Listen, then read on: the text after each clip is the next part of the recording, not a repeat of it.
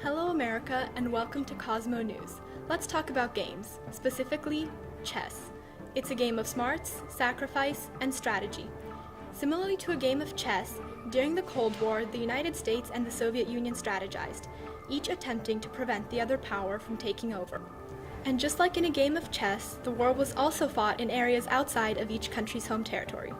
One such country was Vietnam, which in the early 1950s was partitioned into a democratic South and a communist North. This caused great unrest, which led to the Vietnam War. The desperation of both sides to win the war resulted in the use of chemical weapons, which devastated the land and the people even after the end of the war.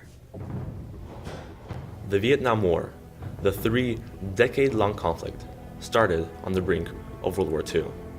1940, the year the Japanese invaded Vietnam, was the same year Ho Chi Minh returned to his home country.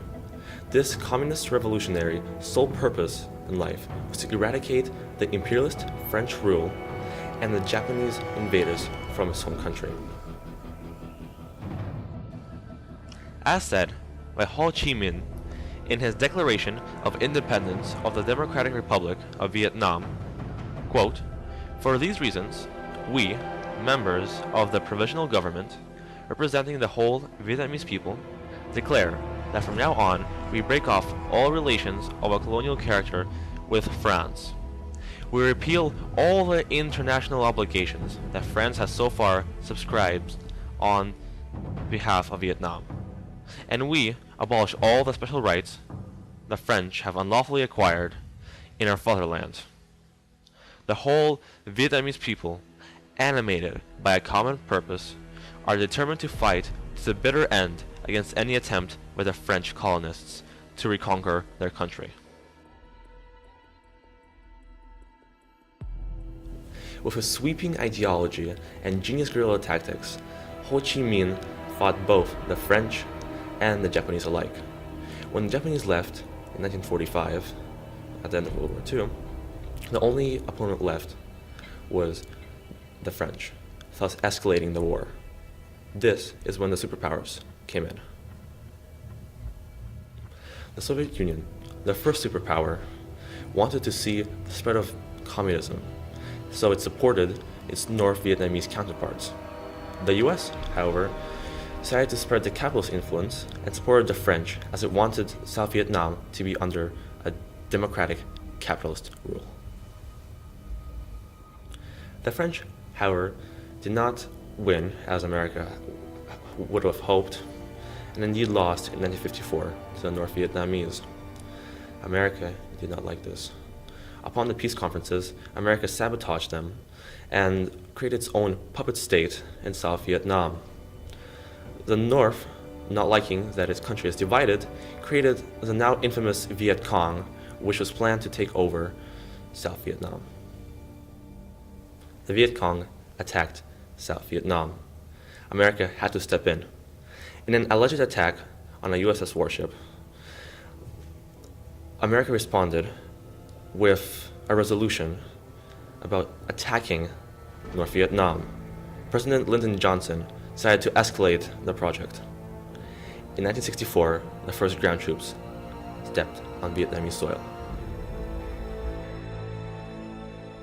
As recorded in the Journal of Bill Moyers, our president, Lyndon B. Johnson, said, quote, "I would say that we have a commitment to Vietnamese freedom. Now, we could pull out of there, the dominoes would fall, and that part of the world would go to the communists. Our response, for the present, will be limited and fitting. We Americans know, although others appear to forget, the risk of spreading conflict. We still seek no wider war. This is the most agonizing and the most painful duty of your president."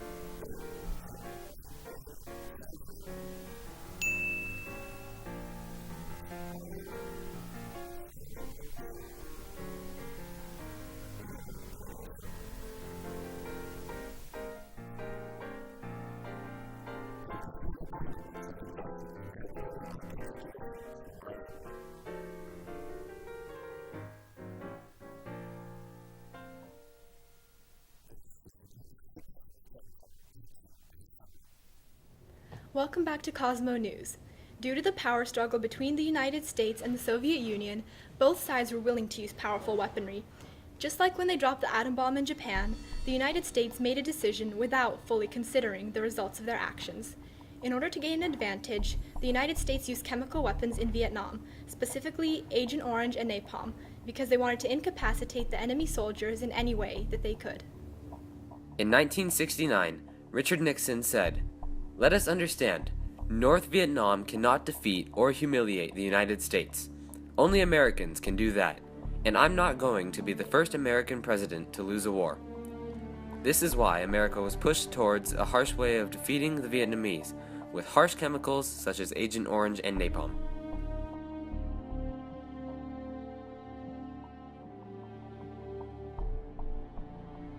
Agent Orange, also known as herbicide orange, was mainly used in the Vietnam War from 1961 to 1971.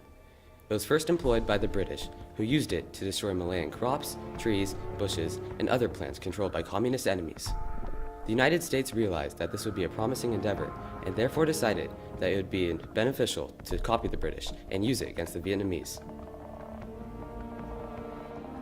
It was given its name for the orange striped barrels that it was contained in, and when installed, Agent Orange could cause contamination levels to be over 100 times than that recommended by United States chemical experts.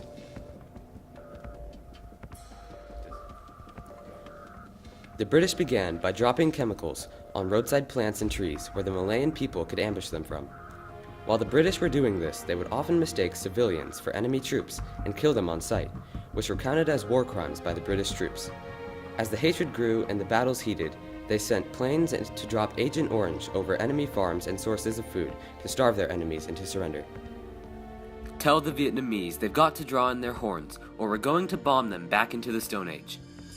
General Curtis Lee May said this in May of 1964 as a pitch towards those who could decide to attack the Vietnamese, and preferably they would do this with napalm in order to accomplish their goals as quickly as possible.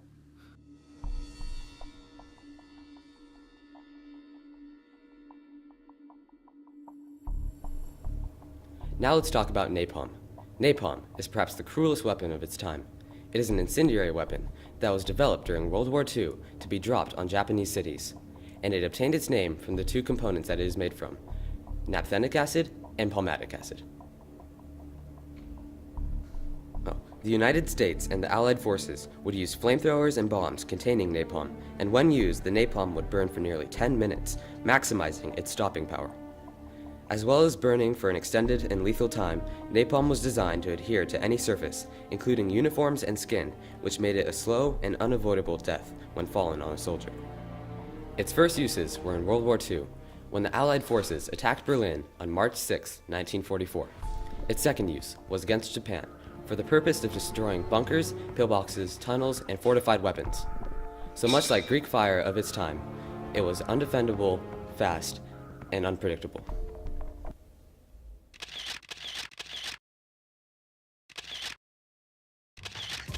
This camera shows the new era in photography. Taking pictures is as simple as load, aim, and shoot. It uses the new Kodak Color HR disc film and features automatic disc advance, built-in electronic flash that turns on and off automatically, and a protective lens cover.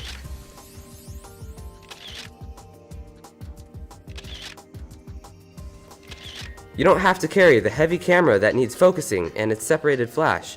Now you can send more pictures to your friends and family, sharing your new experiences. We are at war with the most dangerous enemy that has ever faced mankind in his long climb from the swamp to the stars. And it has been said, if we lose that war, and in so doing lose this way of freedom of ours, history will record with the greatest astonishment that those who had the most to lose did the least to prevent its happening.